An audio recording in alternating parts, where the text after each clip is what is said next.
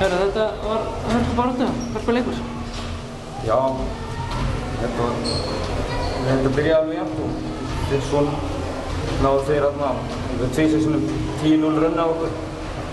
Það hefði við náð að kvarta það, þá hefði þetta getið verið jafnara í lokin og farið að prófa við. Virtist alltaf vera þannig að þið voru að ná einhverju smá skriði og þá settu þeir erfiðan þrýst í andlitið á okkur. Slakt í ykkur. Þeir náðu alltaf að loka í vörðinu bara réttum tímum og svo eru við þá með þrýst eða tróðsminn.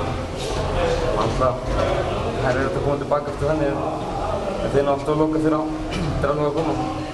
Sammi erfiður við Ragnar í kvöld? Hann var mjög góður, hitti mjög vel. Það er þetta yfir mann sem hittir hann 70% þrýstunum sínum. Það er svona leik.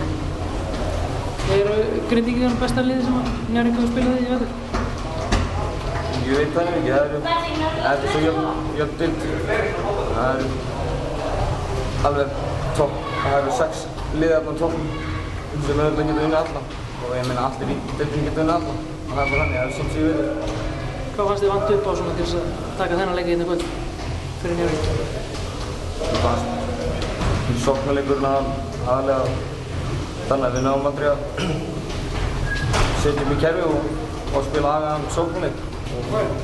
Svo kannski aðeins betur öðru í fastbreykinu þeirra, þannig að þeir náðu, ég veit ekki